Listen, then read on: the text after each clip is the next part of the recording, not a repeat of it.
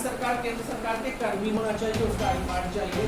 दूसरा ये है कि वैसे लोग जो 1987 से पहले पैदा हुए हों, बहुत से लोग ऐसे होंगे जो नौकरी से रिटायर करके हों। मान लीजिए कोई 1965 में पैदा है, उस समय वो कोई केंद्र सरकार या राज्य सरकार की नौकरी किया, लेकिन आज के डेट में वो रिटायर हो गया है, तो वो उस समय का भी आई कार्ड अपना दे सकता है। तीसरा है पासपोर्ट, ठीक है। चौथा है बर्थ सर्टिफिकेट।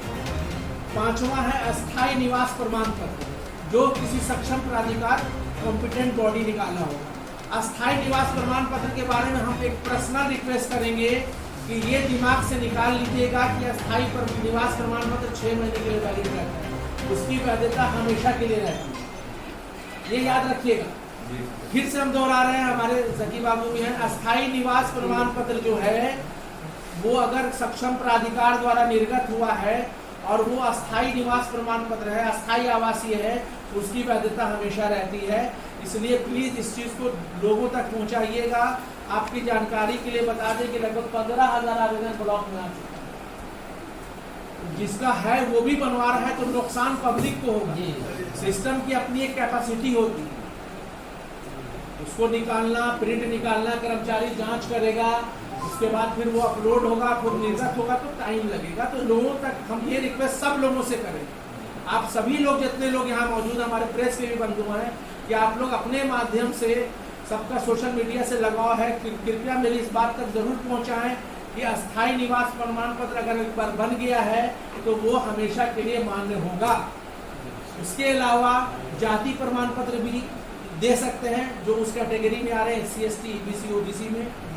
उसके अलावा अगर किसी को सरकार के स्तर से जमीन मिली होगी, उसका कुछ पेपर होगा, PhD पर्चा होता है, बास्केट पर्चा वगैरह होता है, तो वो दे सकते हैं। सर कुर्सी सब लगाओ, ठीक है। सरकार के स्तर से अगर किसी को आवास भी मिला होगा तो उसका भी प्रूफ के तौर पर वो दे सकते हैं। ये सारा वैलिड डॉक्यूमेंट्स है। अगर कोई 10वीं पास है, किसी बोर्ड से किया हो, बोर्ड रिकॉग्नाइज होना चाहिए सरकार के द्वारा, चाहे वो CBSE बोर्ड हो, चाहे वो आपका मदरसा बोर्ड हो, बिहार बोर्ड हो, ICSE बोर्ड हो, वहाँ से भी 10वीं की कम से कम कोई सर्टिफिकेट जिसमें डेट ऑफ बर्थ वगैरह रहता है वो दे सकते हैं, ठीक है। उसके अलावा पारिवारिक सदस्यता प्रमाण पत्र बहुत महत्वपूर्ण प्रमाण पत्र होता है, वो भी दिया जा सकता है। रसीद वगैरह फिलहाल अभी कोई आदेश नहीं है, केवाला वगैरह डीड होता है वो नहीं दे सकते।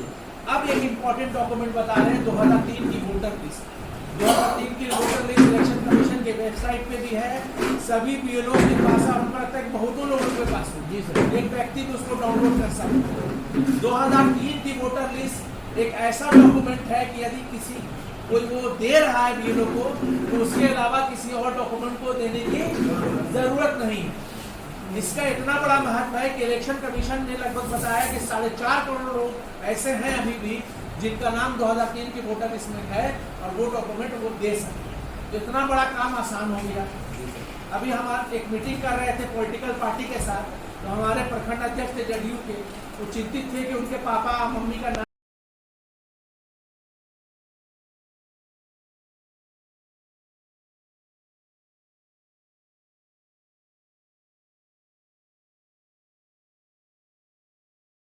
कल हम लोगों को STF बिहार पटना से यह सूचना प्राप्त हुई थी कि हथियार तस्कर गोली का तस्करी करके यहाँ रखे हुए हैं। उसके आलोक में हमारे नालंदा ज़िला में सोसराय थाना में, आशानगर में और भागन बिगहा में छापामारी की गई थी।